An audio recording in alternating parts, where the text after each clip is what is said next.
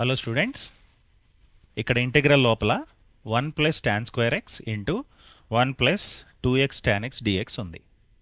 So ఈ ప్రాబ్లమ్ని 2 different వేస్లో చేయొచ్చు. ఒకటి ఇంటిగ్రేషన్ బై పార్ట్స్, అది చూడంగానే అర్థమవుతుందండి. స్టాండర్డ్ ఇంటిగ్రల్ కాదు, ఏ సబ్స్టిట్యూషను కుదరదు.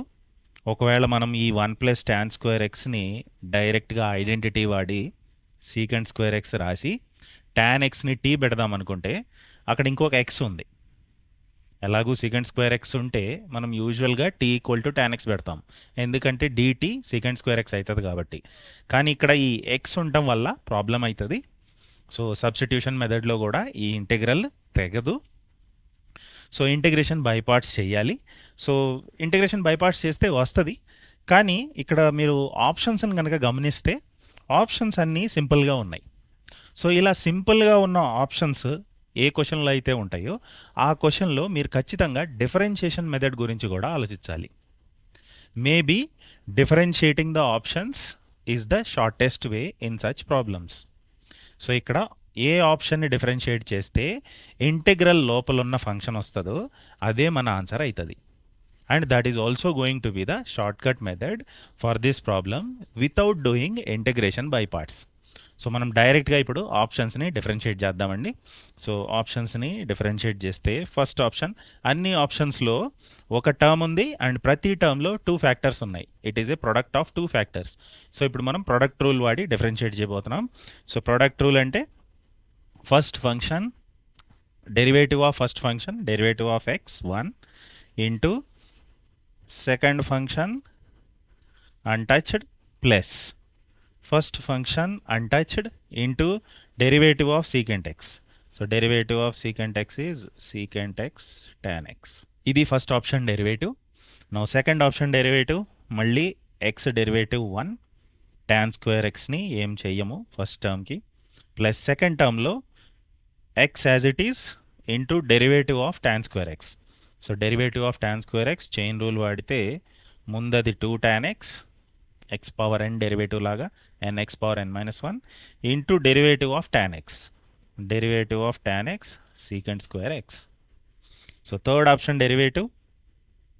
ఆప్షన్స్ ఇలా సింపుల్గా ఉన్నప్పుడు మాత్రమే డిఫరెన్షియేషన్ మెథడ్ షార్ట్ కట్ అవుతుందండి. ఆప్షన్స్ హెవీగా ఉంటే మాత్రం మామూలు యూజువల్ బైపార్ట్స్ చేసుకోవాలి. So 1 into derivative of x into secant square x untouched plus x as it is into derivative of secant square x. మళ్ళీ చైన్ రూల్ వాడితే 2 secant x into derivative of base secant x. Derivative of secant x is secant x tan x.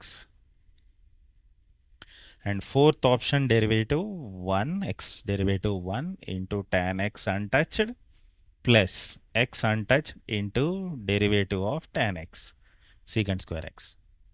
So ఇప్పుడు ఈ వచ్చిన 4 డెరివేటివ్స్లో క్వశ్చన్లో integral లోపల function ఏ option డెరివేటివ్లో ఉందో అదే మన ఆన్సర్. ఓకే, సో ఇక్కడ క్వశ్చన్లో ఎగ్జాక్ట్గా మనకున్న ఫంక్షన్ ఏంటంటే secant square x into 1 plus 2x tan x. So ఇది ఎగ్జాక్ట్గా మ్యాచ్ అయ్యే డెరివేటివ్. వీటిల్లో ఈ ఫస్ట్ ఆప్షన్లో సీకెంట్ ఎక్స్ కామన్ తీస్తే secant x into 1 plus x tan x. Second ఆప్షన్లో tan x కామన్ తీయొచ్చు, మిగిలేది tan x plus 2x secant square x. Third ఆప్షన్లో సీకెంట్ స్క్వేర్ ఎక్స్ కామన్ తీయచ్చు. థర్డ్ ఆప్షన్ డెరివేటివ్లో సీకెంట్ స్క్వేర్ ఎక్స్ కామన్ తీస్తే మనకి 1 plus 2x tan x మిగులుతుంది. So ఇదే మనకు అక్కడ ఇంటిగ్రల్ లోపల ఉంది. So option 3 should be the answer. Just to confirm, option 4లో మనకేమీ కామన్ తీయటానికి లేదు. So it won't be probably the function inside the integral. So answer is option 3. అయితే ఇంటిగ్రేషన్ బై పార్ట్స్ చేసి కూడా చేయొచ్చు, అది కూడా అంత పెద్ద మెథడ్ ఏం అంత లాంగ్గా ఏం రాదండి. But this is the shortest method in this particular question. ఆప్షన్స్ని డిఫరెన్షియేట్ చేసి ఆన్సర్ని ఫైండ్ చేయటం. సో ఈ మోడల్కి సంబంధించిన మరిన్ని క్వశ్చన్స్ PYQs ఇటు సైడ్ అటాచ్ చేయబడిన ప్లేలిస్ట్లో ఉన్నాయండి. ఇంటిగ్రేషన్ ఫుల్ చాప్టర్ ప్లేలిస్ట్ అయితే ఈ పైన అటాచ్ చేయబడి ఉంది. Watch them for more practice. So video useful అనిపిస్తే తప్పకుండా లైక్ చేయండి, ఇంకా మీ ఫ్రెండ్స్కి షేర్ చేయండి.